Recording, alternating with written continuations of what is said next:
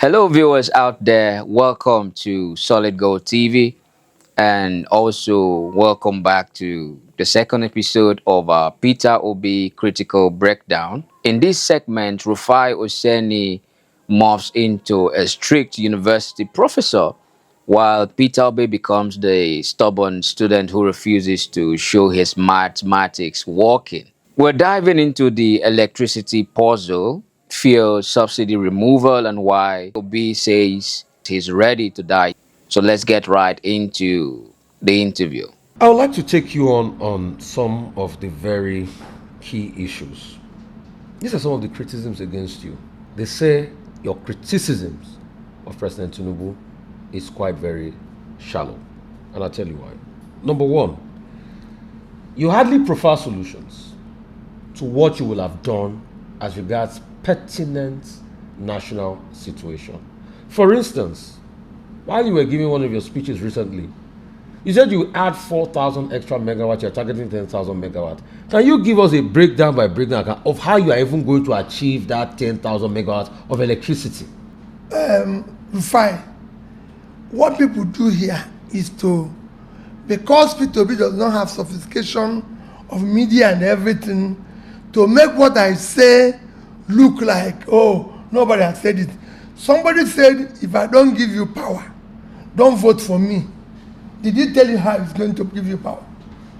So why must my own be in the marketplace? But you are saying you are different. Can you tell us? I'm different because where I promised it as governor, I delivered it.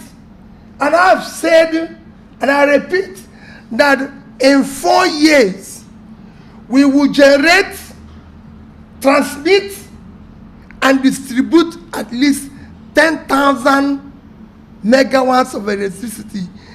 How are you going to do it? No, I'm not going to tell you how. It is not for you to know how. It is for you to look at the man who is saying this. Go and check political promises all over the world. It is for you to look at who is saying this. Rufai is saying it. Can we trust Rufai? Somebody just said, if I don't give you, don't vote for me. He didn't even add one megawatt. One. Instead, he went down. And it's telling you again. But power production increased. No. We produce more than what we're producing in 2023. Listen, forget about Rufai.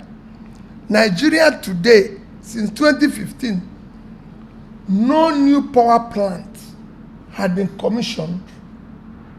Not one. By this government. That's when I mean government investing in it. No new one. And in the next coming years, it will not happen because it takes at least 3 years to do one. So that promise was fake. If you compare to countries like Indonesia, between 2015 and 2025, Indonesia added 70,000 megawatts of electricity. India, within the same period, added 171,000 megawatts. These are things you can go and verify. Egypt, within 2015 and 2021, added 28,000. Rufai, I was in Egypt, visited the power plants. I was in Indonesia, visiting, even met the president. So, Rufai, I know what I'm talking. So, I will. So you're saying you will do it. How will you do it? I know how I'm going to do it because it's not for me. No, but Nigerians need to know. They don't need to know. We can't do blind trust. They don't need to know. They need to believe in me. Rufai is fighting for his life in this seat, trying to get a concrete plan where Mr. Peter Obi is promising Nigerians 10,000 megawatts of electricity in 4 years, but says it is not for you to know how. Looking at this critically, this is the classical political battle between trust and transparency. Mr. Peter Obi here is relying heavily on his reputation as the ex-governor who delivered while in office. But as citizens, we've been hurt, we've been wounded, we've been stabbed, we've been denied our right to be citizens of this great nation, once known as the giant of Africa, with unfulfilled promises too many times just to vote on vibes and mere say. Now, the fun fact here is that Mr. Peter Obi brought up Egypt adding 28,000 megawatt in 6 years. Egypt partnered heavily with Siemens with a historic 9 billion euro fast track project. So the blueprint actually exists. It's not rocket science. But Mr. Peter Obi, please, can you just show us the working, how this can actually be achieved in real life? You keep criticizing President Tinubu as regards subsidy removal. What would you have done? Remember, I didn't criticize him. I said I would have removed subsidy. How would you have done it? Eh? How would you have done it? I keep saying, one, in an organized manner. What's this organized manner? I wouldn't have gone to inauguration and announced it. That's the first thing. Okay. I would have sat down with the operators in that industry, because we know that in that subsidy there's a huge criminality. I would have sat down with them, removed it so we know exactly the amount we are subsidizing and deal with it. That is the organized manner. I would have done the same thing in financial deregulation. But in doing this too, the most important thing is that you cannot do the two of them and not add fighting corruption head on. Because that's why Rufai, we've removed subsidy. We deregulated the naira. What is the impact on the average Nigerian? Paying poverty, No, deprivation. thank you. What is the impact? What is the impact in our finances? We borrowed more money than we used to borrow when we were doing subsidy. Okay, the argument of this government as regards the borrowing is that what increased the debt was the devaluation of the currency. That's part of the Don't go there. Don't go there. Well, all these things is because of stealing. Let's not go because of waste. Simultaneously, when you're removing subsidy, is to tackle government waste and corruption head on. You cannot. Today we have a monetary side, what the CBN and the CBN governor and his team is doing, being fairly well run. But unfortunately, you have a reckless fiscal side.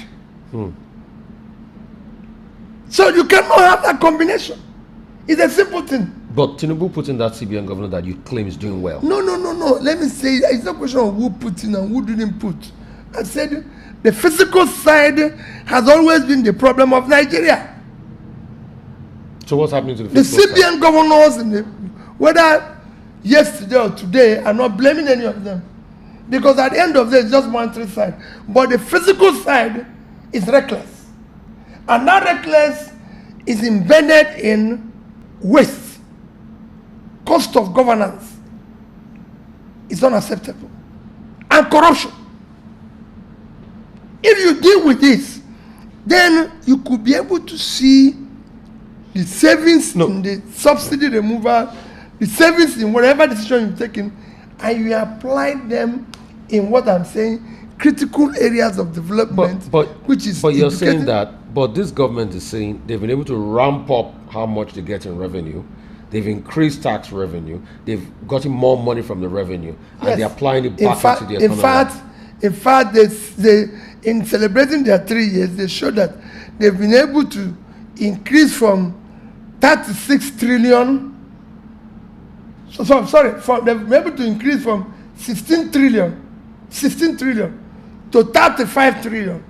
So where is this increase? Where is it impacting? Within the same period, your poverty level have increased from 87 million to 140 million. In fact, the more they increase revenue, the more they throw people into poverty. So there's something wrong. You're taxing poverty. You're taxing on productivity. That is, for you to increase your tax, you must increase production. How are you going to increase that production? By doing the right things. What are By they? investing, we just talk about power, Yes. We just talk about education, so you have skilled people, because people are building factories and hiring people from outside because they have no skilled workers. People by health, by interest. So productivity is not. Rufai, this has been done by countries. Will you not, so you will have removed subsidy too on the currency? You will have devalued the naira too? Yes, but like I said, in an organized manner, you cannot devalue when you have nothing to sell. You need to increase your productivity. So will you wait until you have something to sell before you devalue the naira? You do it. That's why you do it gradually. That's why it's done all over the So world. for you, it was just gradualism.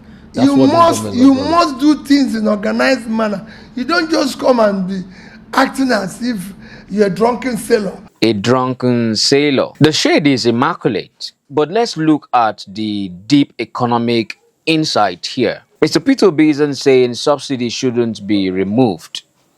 He explicitly says he would have removed it too. He explicitly says he would have removed it too. But the difference is the gradualism and synchronization.